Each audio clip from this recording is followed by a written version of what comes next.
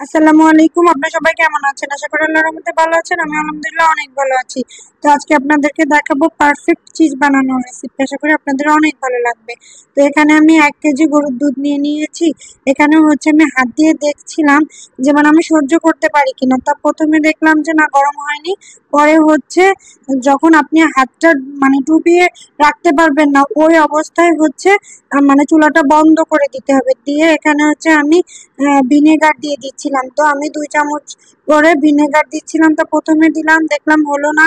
এ পর্যায়ে আবারও দিলাম, তাও দেখলাম যে এখনো ছানাটা কাটেনি। আবারও এই যে এ পর্যায়ে হচ্ছে এই যে 3 বার হচ্ছে দিলাম, 2 মোট 6 চামচের মতো আমি ভিনেগার ব্যবহার করলাম। তো মাশাআল্লাহ, এই যে দেখতেই পাচ্ছেন সুন্দরভাবে ছানাটা কেটে যাচ্ছে।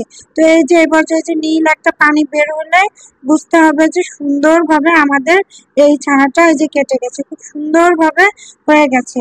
তো এ পর্যায়ে হচ্ছে আমি সবগুলো একটা মানে প্লেটে আমি উঠিয়ে নিব। তো এই যে সবগুলো এখানে আমার অনেকখানি চিজ হয়েছে মাশাআল্লাহ। তো এ পর্যায়ে হচ্ছে আমি যে এক্সট্রা পানিটা আছে ওটা আস্তে আস্তে করে একটু বের করে নিব। তো এ পর্যায়ে হচ্ছে এই যে পানিটা, ওই পানিটা কিন্তু এখনো গরম পানি আছে, মানে উষ্ণ গরম পানি আছে।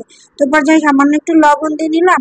তো এ পর্যায়ে হচ্ছে একটু একটু করে নেড়ে নেড়ে দিব, যাতে করে সুন্দরভাবে চিজের ভিতরে লবণটা সুন্দরভাবে যায়। তো এভাবে করে আস্তে আস্তে করে দিতে হবে। তো উঠিয়ে নিলাম, উঠিয়ে হচ্ছে এই পর্যায়ে হচ্ছে আমি হাত দিয়ে চেপে চেপে যে এক্সট্রা পানিটা আছে ওটা সম্পূর্ণ বের করে দিব।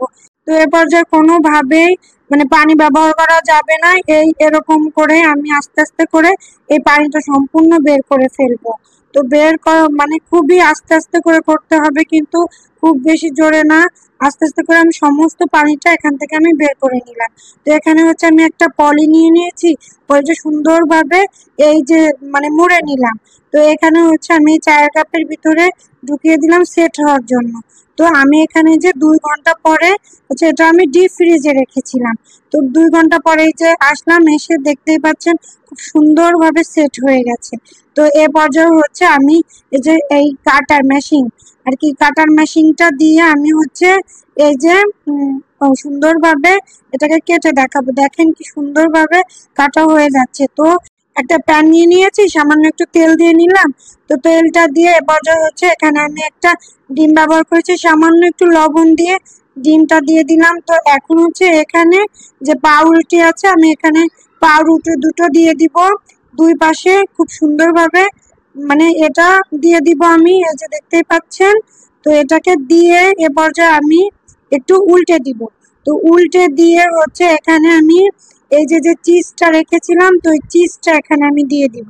তো চিজটা যে দিয়ে দিচ্ছি সুন্দরভাবে, আমি যতটুকু গ্রেট করেছিলাম ওটুকুই আমি এখানে দিয়ে দিলাম। তো এ পর্যায়ে হচ্ছে সামান্য এই যে কালো গোলমরিচের গুঁড়াটা দিয়ে দিলাম, কারণ একটু ঝাল ঝাল লাগবে, খেতে খুব ভালো লাগবে। তো আমি একটু 2 সাইড থেকে এই ডিমটা একটু উঠিয়ে দিচ্ছিলাম এর উপরে। এরপরে হচ্ছে এই যে সুন্দরভাবে দিয়ে দিলাম। তো এ পর্যায়ে আমি আবার একটু উল্টে নিব। তো উল্টে নিলেই হচ্ছে আমার রেডি। এই যে এটাকে আপনারা স্যান্ডউইচও বলতে পারেন, আমি এভাবে স্যান্ডউইচ করে খাই। তো এই যে নামিয়ে নিলাম, নামিয়ে নিয়ে এবার হচ্ছে কেটে দেখাবো যে কত সুন্দরভাবে হচ্ছে আমার এই চিজটা হয়েছে। পারফেক্ট চিজ হয়েছে। অবশ্যই আপনারা ট্রাই করে দেখবেন, ইনশাল্লাহ খুবই ভালো হবে। তো আপনাদের এই ভিডিওটি ভালো লেগে থাকলে অবশ্যই শেয়ার করে দিবেন। আল্লাহ